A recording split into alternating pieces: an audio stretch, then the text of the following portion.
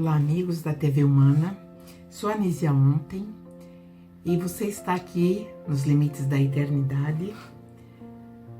E nesse programa eu dou uma revisada ou uma revisitada no Antigo Testamento, trazendo as coisas que me inquietaram e que ainda me inquietam, mas que hoje muitos já tratam de uma forma diferente. Então, estou falando do profeta Ezequiel. Esse profeta, ele é sui generis, diferente dos outros. Ele tem, assim, uma maneira, vamos dizer assim, quase hilária e, ao mesmo tempo, constrangedora de fazer as suas profecias. No capítulo 1 do livro, a gente já percebe que ele está falando, evidentemente, de uma nave que ele tem esse contato. E aí, no segundo capítulo, ele vem trazendo também, né, muito claro para o povo de Israel que eles deveriam tomar consciência daquilo que o Senhor tinha passado para eles, mas nem o Senhor de Israel acreditava naquele povo que desde muito tempo, desde os seus antepassados, eram teimosos e renitentes naquilo que eles resolviam fazer, que era sempre coisas ao contrário do que era pedido pelo Senhor de Israel.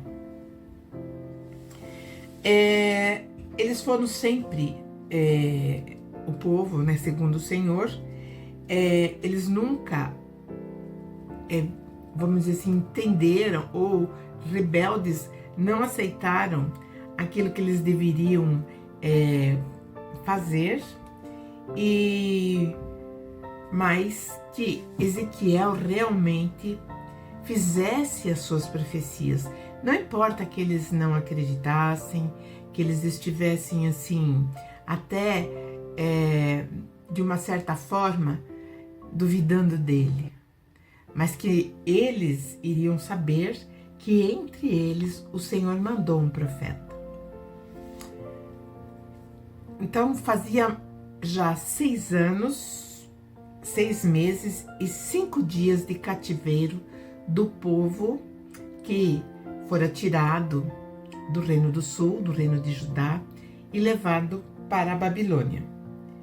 E aí uma nova visão vem para Ezequiel, e aí então ele vê na frente dele um ser, lógico, com formas humanas, que parecia feito de fogo da cintura para baixo e parecia que brilhava feito bronze polido.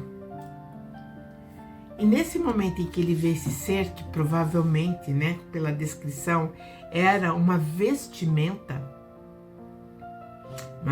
diferente daquelas usadas na época, era uma vestimenta como nós hoje estamos acostumados a ver os astronautas irem ao espaço com uma roupa especial.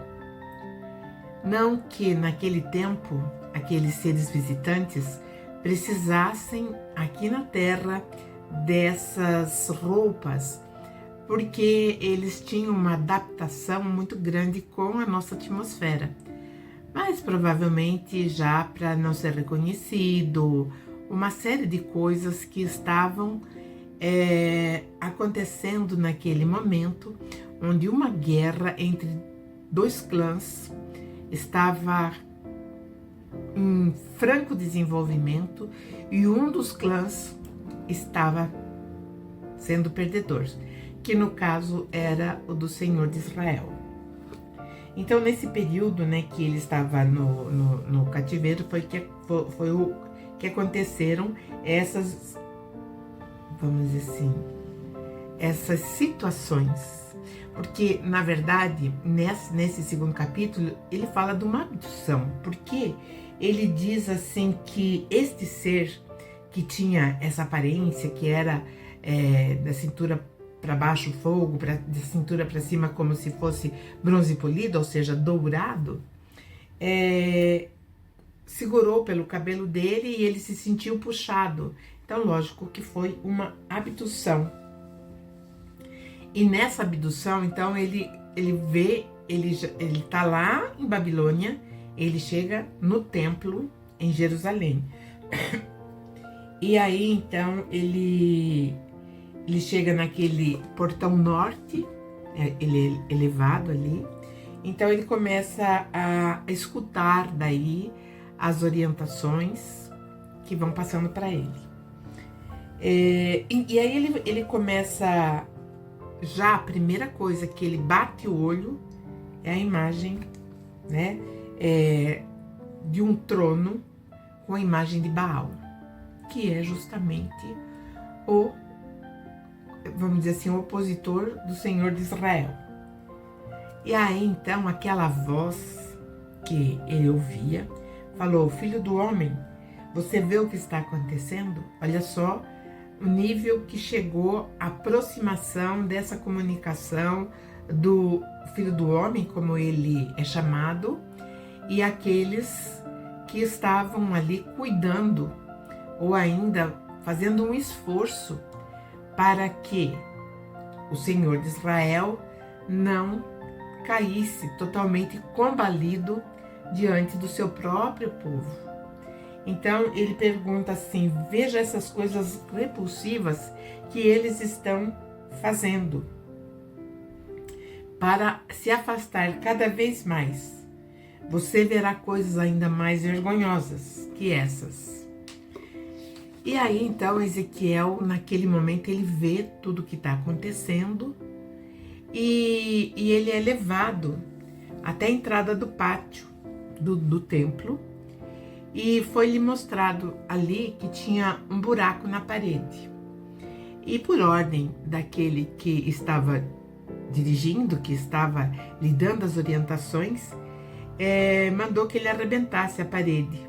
E ele arrebenta a parede e ele dá uma porta atrás daquela parede. Ele abriu a porta e viu paredes cobertas com desenhos de cobra e outros animais e vários itens de adoração a outro Deus. E ali também estavam reunidos 70 líderes israelitas que estavam queimando incenso para o Deus. E ainda, além disso, haviam, mulheres chorando pela morte do Deus Dumuzi. O Deus Dumuzi foi um Deus, inclusive irmão de Marduk, que é o Baal, nessa situação aqui. Ele foi noivo de uma neta do deus Enlil, e os dois clãs, porque o Dumuzi era filho do deus Enki. Então os dois clãs, os dois líderes, se reuniram e acreditaram que unir, através do casamento da deusa Inanna com o deus Dumuzi, seria um ponto de pacificação e união entre os clãs. E isso estava então feito, e os noivos estavam ali, Inanna completamente apaixonada pelo Dumuzi, e pelas descrições das atitudes, das ações desse Deus, que era bem jovem, ele era extremamente bondoso, pacífico e completamente apaixonado também pela sua noiva. Porém, Marduk, que é o Senhor, que é o Baal, ele viu nessa união algo muito complicado e muito ameaçador para ele.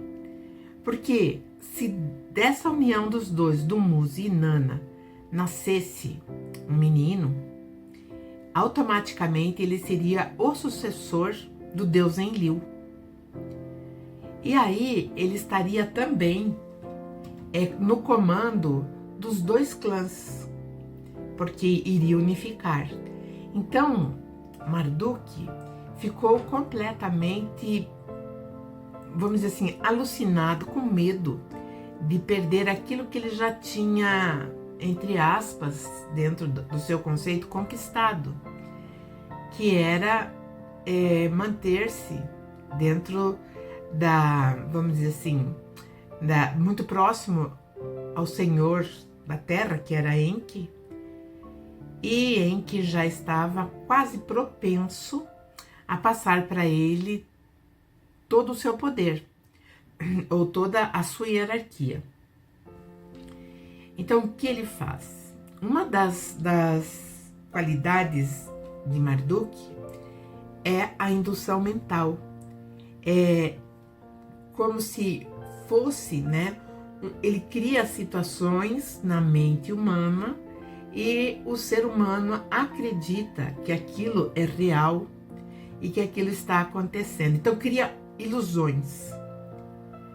E ele vai assim alastrando cada vez mais essa capacidade de indução que ele tem. Então, Inanna estava já, né, dentro de um processo assim muito. Alguns historiadores e pesquisadores acreditam que o casamento já havia acontecido. Porém, um pouquinho antes do casamento, Marduk convida o irmão para eles celebrarem as bodas e Dumuzi vai. Quando Dumuzi chega, lá estava uma das irmãs, das várias irmãs, das filhas que o deus Enki havia tido. E aí, então, essa irmã dá bebidas pro meio-irmão, né, que era o meio-irmão dele, e meia-irmã também, e ele toma, e aí ela leva ele pro quarto, consuma um incesto, isso para chocar a Inanna, que parece não ter levado isso muito a sério, e a vida prosseguiu. Quando isso estava já meio que aberto, né, que Inanna não iria declinar do casamento e da união com Dumuzi, então Marduk esperou um dia o irmão adormecer, e aí, através da indução mental, ele, com alta e forte sugestão, fez o irmão fugir de figuras animalescas, assustadoras, que perseguiam Dumuzi. Ele, acreditando que estava vivendo uma realidade, ele sai realmente correndo do seu quarto e ele vai sendo também induzido para correr numa região de penhascos, de abismos. E naquela criação mental daqueles seres assustadores, ele vai e ele cai. Ele cai em um precipício, e aí, então, lógico, ele vem a óbito. Inanna, quando descobriu que o que tinha acontecido, ela ficou completamente louca, cega de ódio por Marduk. E aí ela vai, que na verdade Marduk seria um primo em segundo grau de Inanna. Acredito que seja assim o laço parentesco. Então ela jura vingança, e aí a partir daí ela declara guerra, mas guerra cerrada a esse deus Marduk. Então, por um tempo, os dois ficaram ali no embate bélico. Eles utilizavam várias armas e recursos tecnológicos que apenas hoje nós temos a possibilidade de ver. E nessa guerra, Marduk levou a pior, porque Inanna o prendeu dentro da Grande Pirâmide. Segundo pesquisadores, tem partes da Grande Pirâmide que não é explorada e nem nunca conseguiram chegar nessas partes onde ele ficou recluso. Ela cercou toda a pirâmide com uma arma, né, de alta frequência, e ninguém podia se aproximar por conta de uma radiação que também tinha, e qualquer pessoa seria sumamente eliminada ali se aproximasse. E isso levou muito tempo. A própria mulher de Marduk, desesperada, caminhava de um lado para o outro, rogando ao sogro, que era o pai de Marduk, o deus Enki, que tomasse uma decisão, mas ele nada podia fazer, porque qualquer decisão seria a entrada de alguém na Grande Pirâmide, e ninguém poderia entrar. E a situação só foi resolvida por chamarem a deusa Ninti, que também é conhecida como Niursag, que ficava na quarta região, que era a região sagrada, que era toda a região do Sinai. Então, ali contaram para ela tudo o que estava acontecendo e que se ela poderia salvar o seu sobrinho e livrar, né, todo aquele sofrimento daquele povo. Inclusive a esposa de Marduk, no auge do seu desespero, ela andava nua, porque ela começou a se arrancar a roupa, assim como o seu filho Nebo, também acompanhando a sua mãe. Mas de nada adiantava. Quando a deusa Ninti, ou Niursag, ela chega, então ela se prepara, ela põe todos os paramentos, a roupa, para impedir que ela sofresse danos com a radiação. Isso pode ter acontecido também aqui, no caso de Ezequiel. E quando ela, com essa roupa, ela entra na Grande Pirâmide, que estava naquela região bem mais profunda, e ela encontra então seu sobrinho desacordado. Então ela retira o sobrinho de lá, e então, na verdade, ela salvou a vida desse Deus, vamos dizer, controverso e com intenções megalomaníacas, querendo dominar.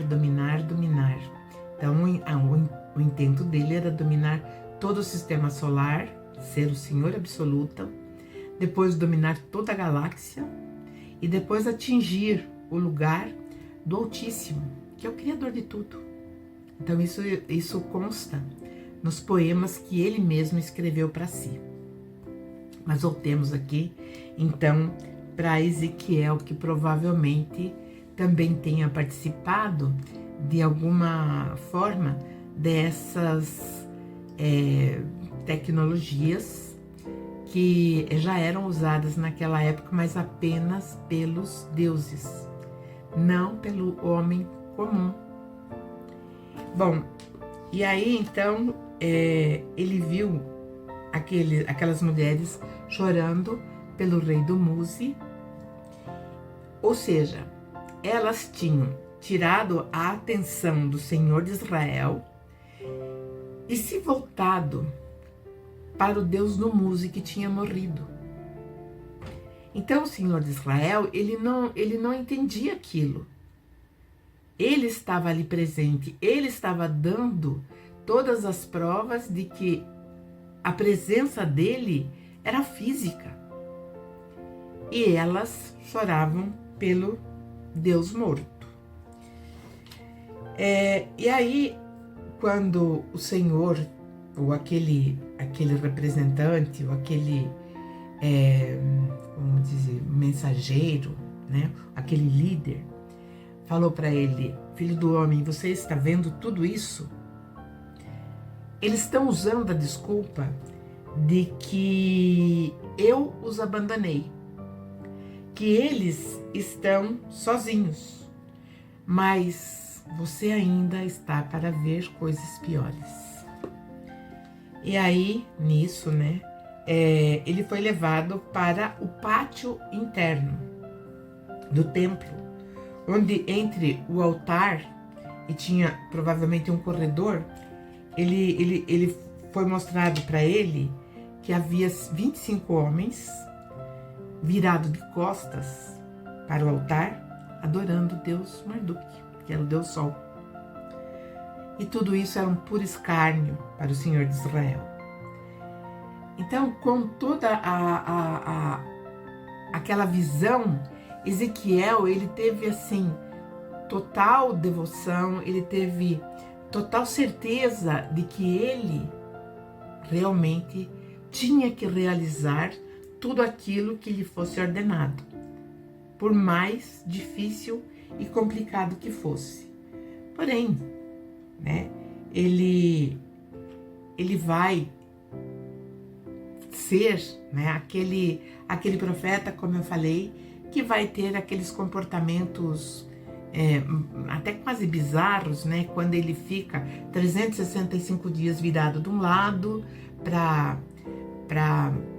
representando, né, o tempo de, vamos dizer assim, de toda injúria, de todo castigo, de tudo aquilo que representou o Reino do Norte, e depois ele vai ficar menos dias virado para o lado do outro lado, onde ele representa, onde ele, naquela condição, representa então o Reino do Sul, que é Judá. Bom, e todo mundo começa a observar que ele realmente estava falando da situação que viria ainda a se abalar sobre o povo de Israel de uma forma geral. Bom, em determinado momento, ele ouviu ordem para que então ele recebeu uma ordem para ele ficar atento àquilo que ia acontecer. Chegaram 6 homens, não se sabe de onde chegaram, da glória do Senhor. E por último chegou um vestido de linho. Então nesse momento ele já tinha sido levado de volta ao templo. E esses 6 homens, na verdade, foram designados com armas de destruição para destruir aquilo que estava acontecendo lá no templo. Com esses homens havia aquele que era o 7º, que se vestia de forma diferente. Segundo a descrição de Ezequiel, ele vinha com roupa de linha, ou seja, ele não tinha aquela proteção que os outros tinham, mas ele tinha uma roupa de linho e tinha também instrumentos onde ele escrevia e anotava, enfim. Eu acredito que seria hoje o nosso tablet, né?